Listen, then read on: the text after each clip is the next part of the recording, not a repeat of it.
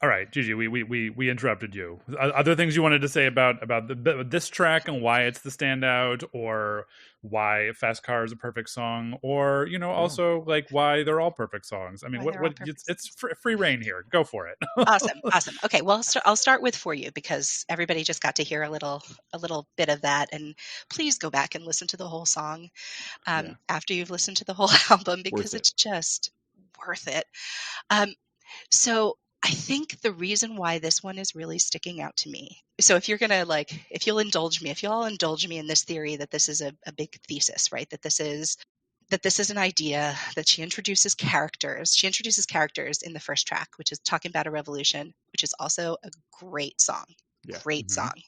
And where her more mournful voice, that's how I think of her voice as being mournful. Really, like there's a tension against that in a very upbeat song and a very just poor people going to rise up and get their share, right? This is it's an incredibly you got to run, run, run, run, run, run, run, run, run, right? Yeah. I think that in this, she's sort of introducing us to a few different archetypes that she then goes into more detail about, right?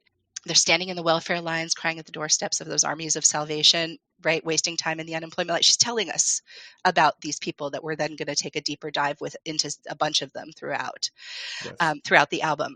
And then in the end of this, in the last two tracks, she comes back to this idea. She goes into if not now, right? If not now, then when? Right? Mhm. This is her call to action.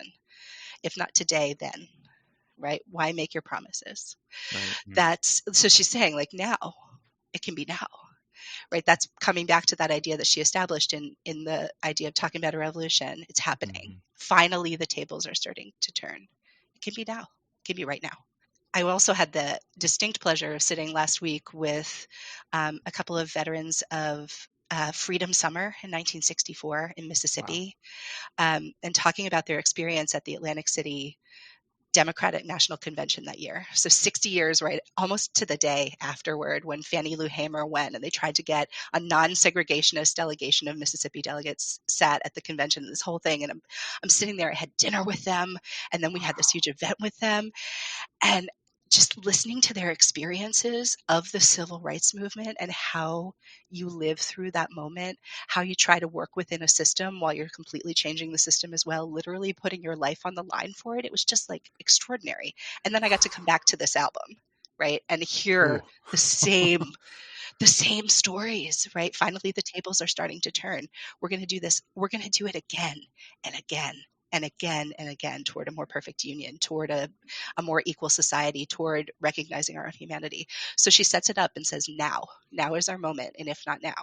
And then in the end, the craziest thing about this for me is the last track. The thing that she leaves you with is deep in my heart. It's not an intellectual exercise. It No. is entirely about love. How will we make this all different? We will love each other. My mind was just when I finally thought about this, free from the guards of intellect and reason, free from the guards of intellect and reason. I was like, holy crap. Tracy Chapman, guru, for real. Yeah. Yeah. Uh, You had to put it like that. Yeah. Yeah. I love that. She's so good. She's so good. And I think she does, she comes back to that again and again and again. Yeah. It's it's the relentlessness of it, but not in a bad way. Sorry, Right. yeah. that's why I It's not said this is all, overwhelming. it's not. It's not. It's in the end, it's all very simple. It's Mhm. all very simple. Love your neighbor. That's Mhm. it comes down to Mhm. this. It's not overly intellectualized. Take your fast car, keep on driving. It's just, we're just going to keep trying. We're just going Yeah. to keep going. The whole relentless thing, it just reminds me of, I remember when I was little and I heard for Fast Car for the first time, I didn't like it.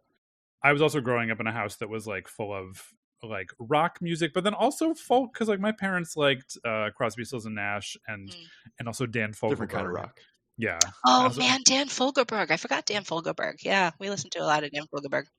But I guess I don't know. I just Fast Car didn't do it for me for some reason because it felt repetitive to me. Like just like the musically, it's kind of the same thing over and over again. But I guess now when I think about it, that relentlessness, it has to be that musically because Tracy Chapman, expert musician, is marrying form and content together because if we're going to actually have the same experience of the characters who are in that song, it is repetitive until finally they're able to break free. So like it has to be that. I mean, like little me couldn't figure that out, but adult me who likes the side of the frosted mini wheats that just have the wheat on them is like, yes, way to go, Tracy Chapman. Well, I think, Mike, I think that's why we forgot that it was so political, right? That was not what we were listening for when if I was 11, you were 9. It's just not what we were listening for. Because they're all fundamentally love songs as well. They are. Mm-hmm. Yeah. What's funny about Give Me One Reason is that it's like, it's crazy that it was written when it was, because it is like a blues song that you could have plucked that out of the 20s. You could have. Like you could have plucked that out of any era of blues. And I think that she probably is a way better musician proper, than we give her credit for, because we think of her sharing her voice in that way, but like her as a player, she's not given the due credit for her musicianship outside of her singing. Mm-hmm. Is kind of the feeling that I've gotten in researching this, because there's something so elemental about the way that she sings. So like she just, like, these songs just, I think I've said this, kind of used this image before, but just like they just popped out of the ground, right? Like they were fully formed. Yeah, they brought fully formed from her head, like exactly. Athena from like a Greek myth, right? Right. Athena and Zeus, was that Athena and Zeus? I think that was Athena and Zeus, right? I never know mythology. We always joke, my husband and I joke about, like, if I ever went on Jeopardy, the thing I would need to study up on would be mythology, and mythology and English monarchs I do not know anything about. So I'm like, the clue happens, I'm like, I don't know who's James the Ninth. Like, I don't know, like who the fuck are you talking about? But who is it? Yeah. Anyway, if it's I know there's no James the Ninth. I can hear him right now listening to this episode, being like, "There's no James the Ninth." and my husband would be like, "Jesus Christ, Gigi, how do you not know Zeus and Athena? Like, come on, he's my ancient history guy." And all fun. Well, Gigi, we asked you to choose some albums to talk to us about. I did. Albums that are perfect. And we did not define the word perfect for you. Sure. So you had to sort of identify some sort of standards for perfection. I mean, also something, let's just a brief hard pivot for a second here. Also on your list were 2 Def Leppard albums. Correct. So also perfect. Okay. Love those picks. Yeah. Perfect. So happy to come back and discuss them at any time. Yeah, hey, we might take you up on that. It pained me not to choose one of the Def Leppard ones, but once you put Tracy Chapman on the list, I'm like, no, that's the one we got to go with. Had to be. We've been waiting for it, yeah. But when you're ready to talk about the 9 Arms of Genius, we'll go for that. But 100%.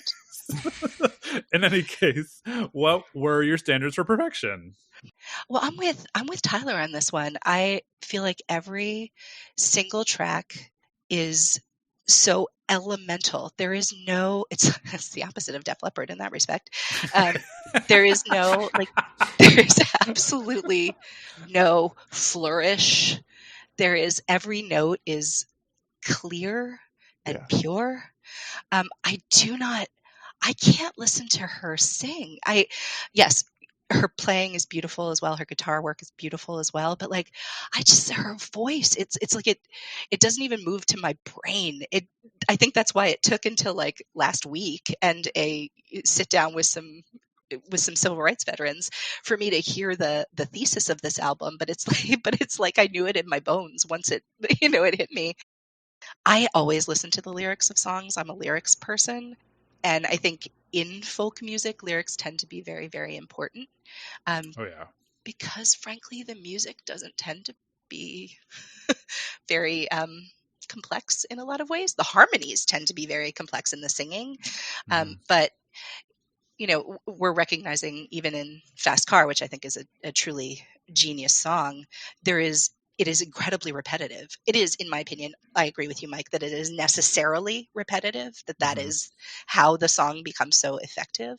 But it is repetitive. It's not an incredibly elaborate orchestrated song. She takes that simplicity and skips directly into your heart and soul. That's why this album is perfect for me. And in a way, it's hard for me to even, like, there are definitely tracks that I love and some that I love more than others, but it's this is why I couldn't pick.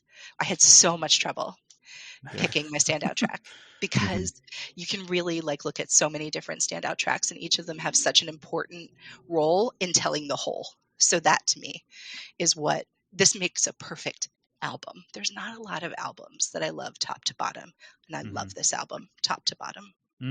I don't skip any tracks. You don't skip? I don't skip any tracks. Okay. Even though, in my opinion, Weird Fever Dream, that is particularly Mountains of Things and a little bit She's Got Her Ticket, they're fascinating to me. They're really interesting, weird songs, but I do not skip them because I think they're so important and weird in a fun way. It's a document. It's a complete document. It's a complete document. Did you say that you had seen her before live? I have never seen her live. Never have. Okay. Yeah. Now it seems like she's in her phase where she's on to being sort of very, very selective about the things that she does. Yeah. So I don't feel optimistic that I will get the chance to see her. Is that how it is in your head? Yeah, I agree. It's funny. I also I remember so many times hearing about the Indigo Girls are playing. I've seen them live many times, but the Indigo Girls are playing, or Alanis Morissette is playing, or all the people that I was listening to. I can't think of a single time when somebody was like, "Are we going to get Tracy Chapman tickets?" So she must have been touring. I just don't remember it at all. Was she ever on a Lilith Fair? I don't know. I should have looked this up beforehand. Let me look it up right now. Googling. Tracy Chapman. Googling. Lilith Much as I loved all the Lilith Fair artists, I never actually went to Lilith Fair.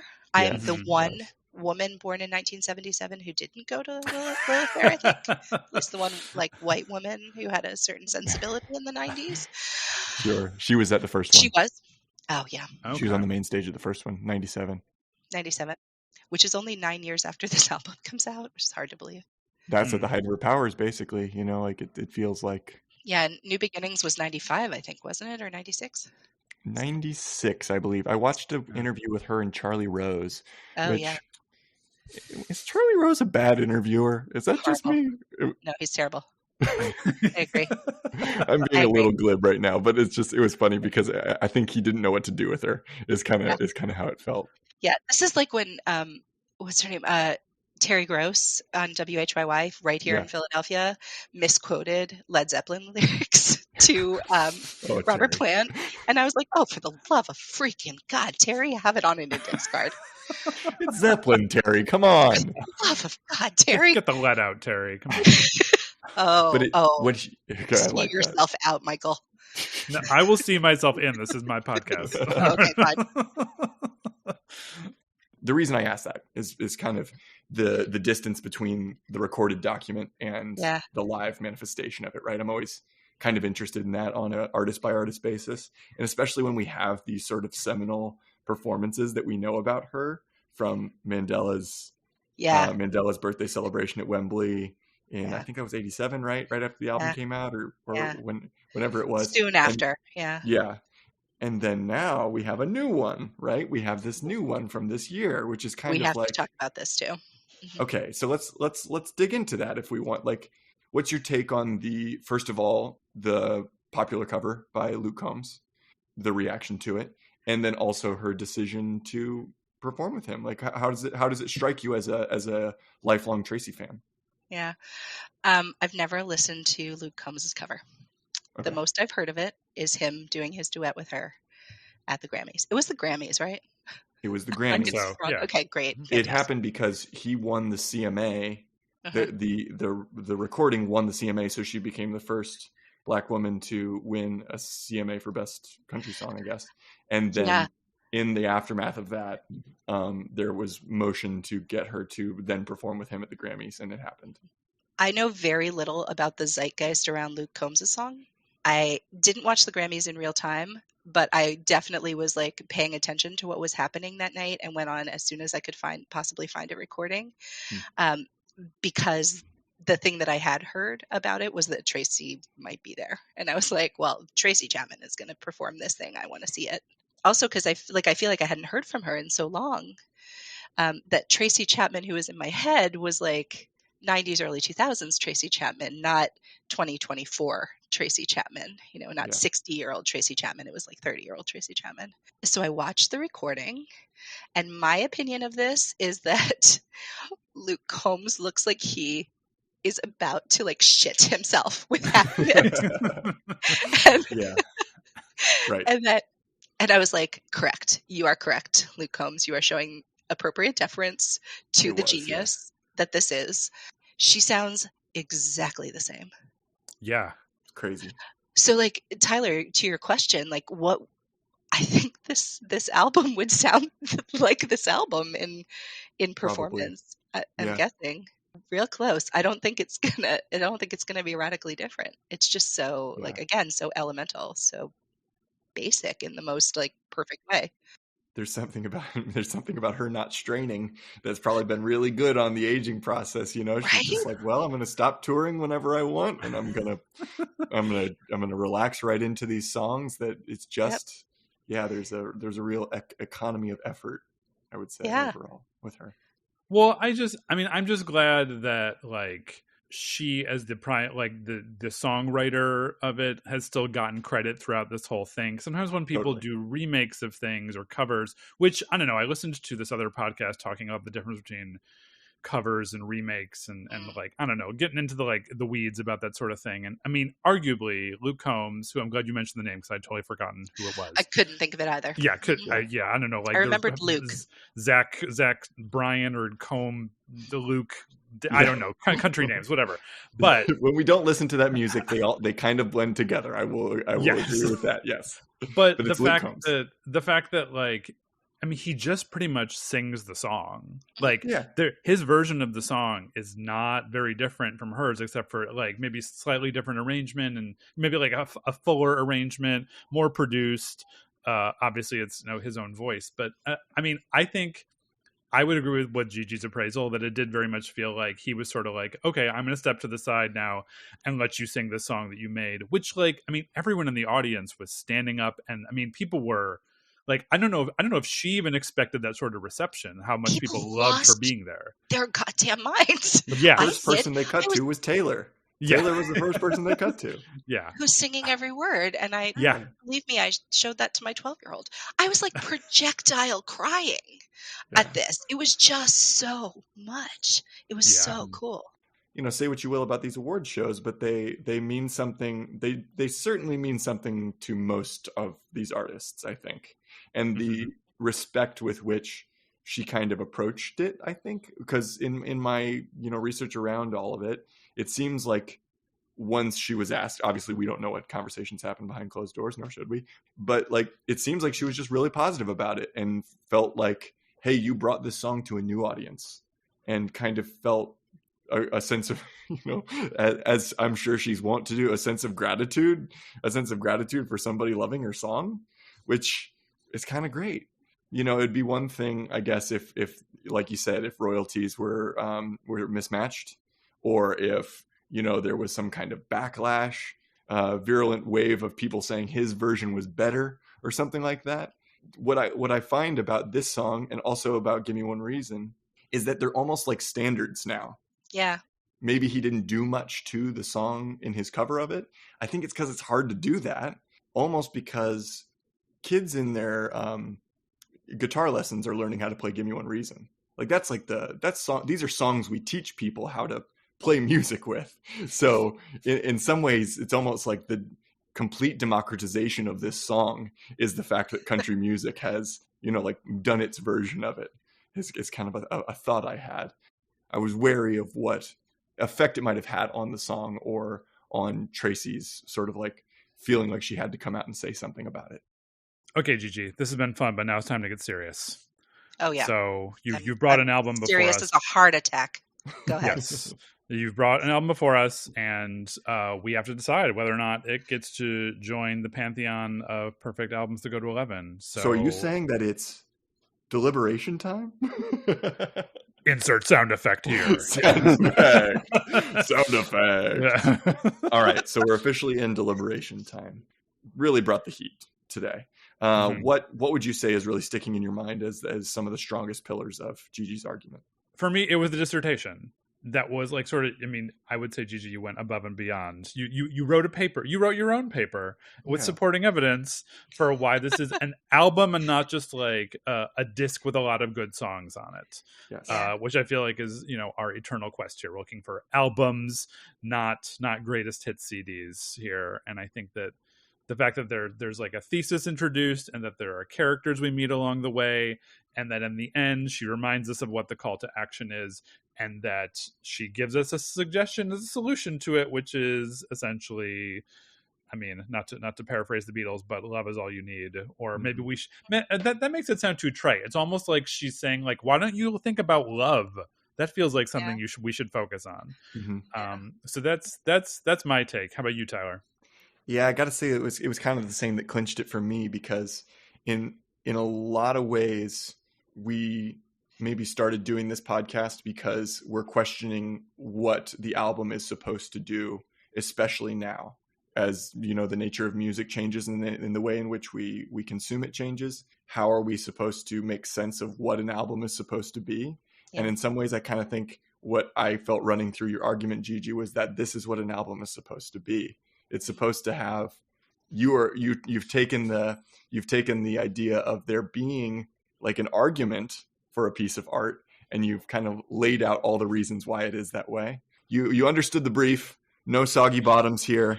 I mean, there's really very little that I could do to argue with this. Well, you should both be very happy that I, on multiple occasions, started applications to PhD programs and then just like never actually decided to do a PhD. So then I had the opportunity to come onto this podcast and defend my dissertation about Tracy Chapman's dissertation. So this is like infinitely cheaper.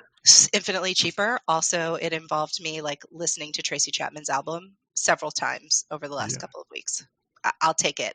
But to your point, also, I was thinking also about the second to last track, right? If not now, if not now, then when? And that's like that, where that phrase comes from, and where, I mean, it's popped up in a lot of different places, but always, it's like, it's an anti-Holocaust, it's an anti-apartheid, it's an anti-segregation. It is a, like, so even for that to be included, that title to be included, I think was really necessary and important. And I think it just brings strength to this idea of like, she is telling us what to do and why we need to do it. To pay attention. Here, you can look at it right.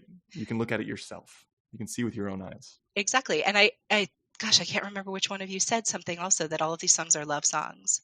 And I kept thinking about that too. It was particularly, another one of my standout tracks is Baby Can I Hold You, which is go watch her and Pavarotti sing that, man. It is weird and I love it. It's weird and magical. It is, yeah. It really is. It's so weird. It works. But that song is beautiful. Yeah. Beautiful. But then it's not the only one that's like that, right? Fast Car is also a love song. If Not Now is a love song. For You is a love song. But it's like, she does such a beautiful job of blending this, like the individual versus the social, the like love versus political, until the distinctions, which I think are false, that we make, have to go away. They have to go away. They don't hold up to her scrutiny. And I think that's just freaking brilliant. I'm going to have to send this episode to Tracy at some point. Yeah. Be like, hi, I don't know if you knew this about your album, but can we talk about it? Strategy wise, man, Tracy Chapman, if you're listening, anytime you want to come on the pod, just let us know. What is her album that goes to 11? Oh my God. I think it'd be a very interesting question, but that's discussion for another time. Michael, I think one of us has to put it to the other. Whose turn is it? I think I'll do it. Tyler, you've heard Gigi's case. You've listened to the album. You've done some research. You even did the 60-second intro, so you have even more knowledge here. Does Gigi's case match up with what you have learned? Is this the perfect album? Does it go to 11? Can it join the Pantheon? Yes, get it in there. Come on, get in. Get in, Tracy. Yes, Tracy. We're going driving, Tracy. Come on. You got a fast car. I know you do. I know you do. Okay, Gigi, this was a real dang pleasure. And I got to tell you, I'm excited for us to do a Philly and South Jersey period of live episodes, because we'll need to see each other then.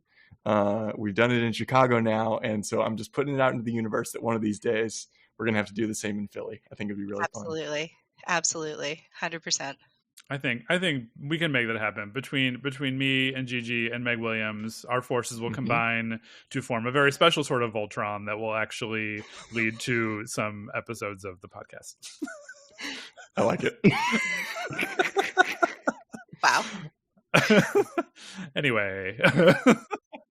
Well, everybody, we'd love if you liked us on whatever place you find us on the internet. We'd love if you subscribe to us on any place that you find us. We'd love if you followed us on TikTok, because I'm going to start making a fool of myself on there.